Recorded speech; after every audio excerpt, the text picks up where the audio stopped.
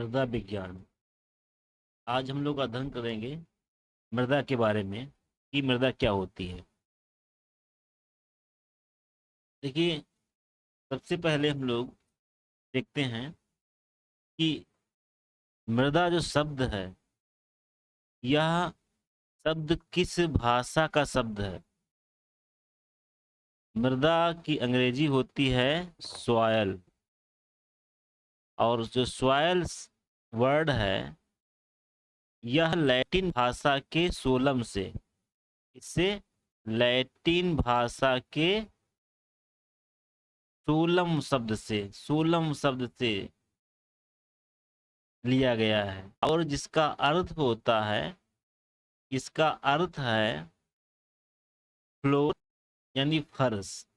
यानी लैटिन भाषा के शब्द सोलम से लिया गया शब्द सॉयल है, और सोलम का अर्थ होता है फ्लोर अथवा फर्श।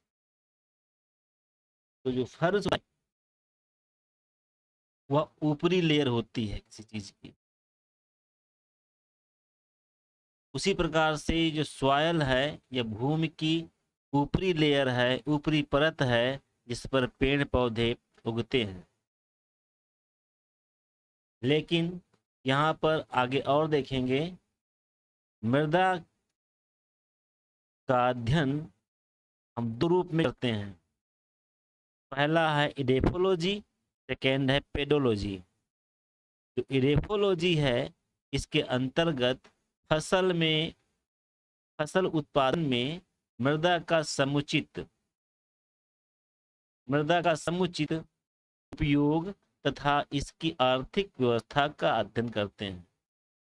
कहने का तात्पर्य है, जब हम फसल उत्पादन संबंधित या फसल उत्पादन के लिए मृदा का अध्ययन करते हैं तो उसे कहते हैं इडेफोलॉजी। जब हम मृदा की उत्पत्ति, मृदा की बनावट, उसके वर्गीकरण इत्यादि का विस्तृत रूप से अध्ययन करते हैं तो उसे कहते हैं पेडोलॉजी। यानी मृदा का अध्ययन करते हैं दो रूप में, पहला इडेफोलॉजी, सेकेंड है पेडोलॉजी। इडेफोलॉजी का मतलब है फसल उत्पादन से संबंधित मृदा का अध्ययन करना जो होता है उसे कहते हैं इडेफोलॉजी।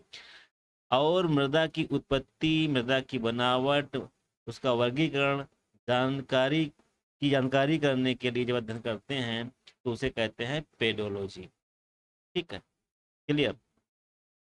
सॉयल शब्द लिया गया है लैटिन भाषा के सोलम से। सोलम का अर्थ होता है फर्श। ठीक है, सोलम का अर्थ है फर्श, यानी ऊपरी परत जो होती है। जैसे कि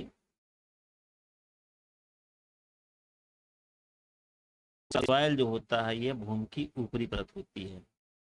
अब हम देखते हैं कि मृदा कैसे बनती है। देखिए, मृदा जो है चट्टानों के टूटने फूटने से बनती है। जैसे यह चट्टानें हैं, ये चट्टानें हैं।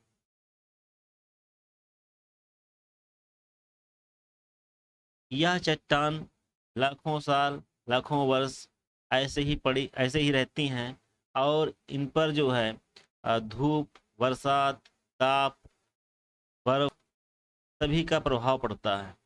इन सभी के प्रभाव पड़ने के बाद में जब कोई वस्तु धूप में, मतलब आकाश के नीचे रहती है, तो वहाँ पर क्या होता है, जब धूप में रहती है तो हीट होगा। जब हीट होने से क्या होता है, उसमें मुलायम, मृदुलता, कोमलता आ जाती है, जिससे वह उसमें थोड़ा फैलाव होता है। और जब वही वस्तु, वही पदार्थ जब अधिक तापमान कम अधिक हो, तापमान बिल्कुल कम हो जाए, यानी जाड़ा हो, बर्फीला मौसम हो, उस समय क्या होगा, वह सिकुड़ता है। सिकुड़ने पे क्या होता है, जो फैला हुआ था वह कम हो जाता है। और यदि ऐसा बार बार होता है तो वहाँ दरारें पड़ जाती हैं। ठीक है, दरारें जहाँ पड़ जाती हैं, पानी जब बरसता है तो उन दरारों में पानी भर जाता है। उन पानी भरे स्थानों पे टिनी प्लांट से काई वगैरह होती है, ये उग आती है।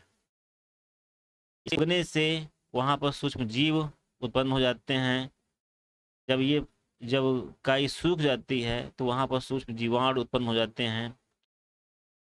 ठीक है। इसके अलावा यदि पानी जो है अ, भर गया है दरारों में और वहाँ पर तापमान बहुत कम हो गया तो वह बर्फ का रूप ले लेगा, और बर्फ का आयतन पानी की अपेक्षा बढ़ जाता है, जो एक फोर्स डालता है, दबाव डालता है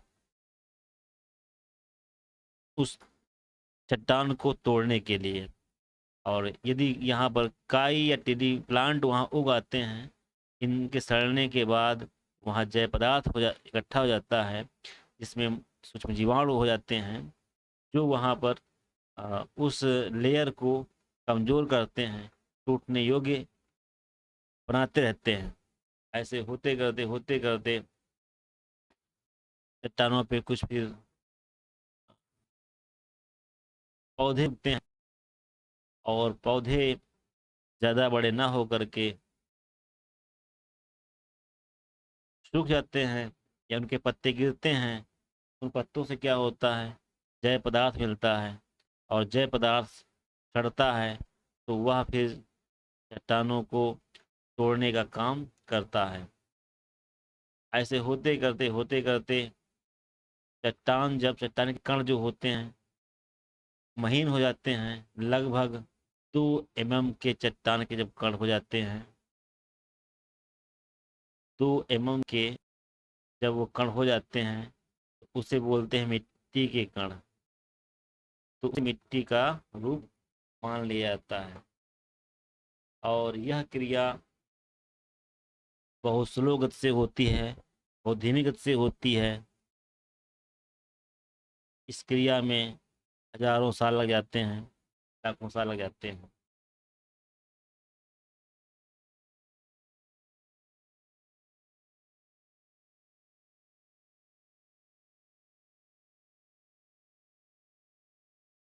एक इंच मोटी मृदा बनने में लगभग 800 से 1000 साल लगते हैं। 1 इंच मोटी मृदा बनने में लगभग 800 से 1000 साल लगते हैं। और मिट्टी जो हिस्सा है उसको आप नोट कर लीजिएगा। Soil is that material which nurses and support our crop, यानी मृदा वह पदार्थ है जो हमारी फसलों को पोषित करता है और अवलंब अथवा सहारा देता है। ये मृदा वह पदार्थ है जो हमारी फसलों को पोषित करता है। जो न्यूट्रिएंट होते हैं उससे पौधा अपनी जड़ों के द्वारा पोषण प्राप्त करता है, और जड़ों के माध्यम से ही पौधा खड़े रहने में सक्षम होता है। अगली परिभाषा है, मृदा एक प्राकृतिक पिंड है जो प्राकृतिक पदार्थों पर प्राकृतिक बलों के प्रभाव से विकसित हुई है। यानी कि मृदा जो है एक प्राकृतिक पिंड है, यानी कि प्राकृतिक प्रदत्त ये पदार्थ है जो प्राकृतिक पदार्थों पर यानी चट्टानों पर प्राकृतिक बलों के प्रभाव से विकसित हुई है। अर्थात चट्टानों के टूटने फूटने में जो जो कार्य जिन कार्यों का प्रभाव पड़ा है वो प्राकृतिक ही हैं, प्राकृतिक बल ही हैं, उनके प्रभाव से विकसित हुई है। इसके अलावा एक परिभाषा और चाहे तो लिख लीजिए, भूमि वह पदार्थ है जिसमें पौधे उग सकते हैं। भूमि वह पदार्थ है, सॉरी, भूमि वह माध्यम है, भूमि वह माध्यम है जिसमें पौधे उग सकते हैं।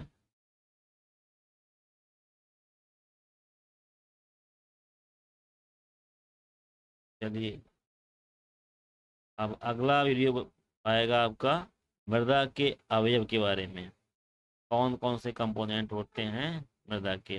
हालांकि आप लोग जानते हैं, पढ़ चुके हैं इसके पहले, कंपोनेंट्स ऑफ सॉइल, मृदा के अवयव।